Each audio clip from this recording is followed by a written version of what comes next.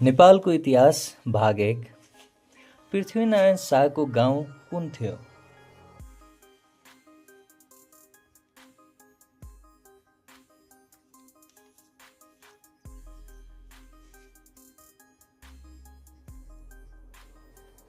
मावली गाउँ, जुन कि पाल्पाको थियो।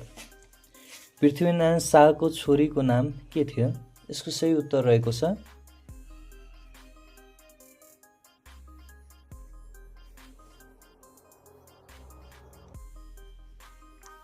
विलास कुमारी। पृथ्वीनारायण शाहले लमजुङका राजा रिपुमर्दन शाहसँग कहाँ सन्धि गरेका थिए?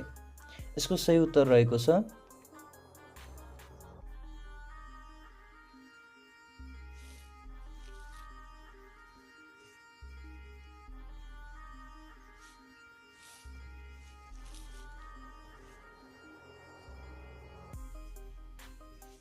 चेपे नदीको चम्पावती किनारमा।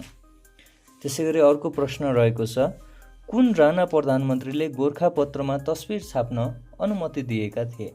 यसको सही उत्तर रहेको छ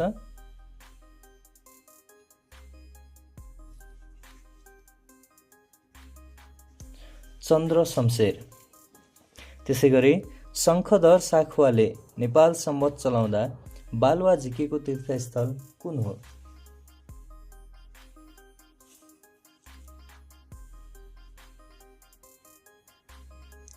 लखु तीर्थ। त्यसैगरी हन्ती भनेर चिनिने किराती राजा को हुन्? र यसको सही उत्तर रहेको छ हुमती। नेपालमा उच्च अदालतको स्थापना गर्ने राणा प्रधानमन्त्री को हुन्?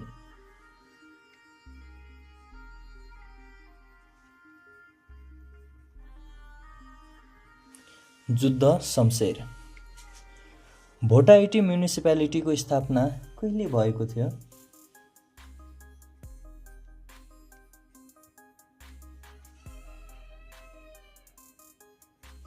विक्रम सम्वत 1976 मा।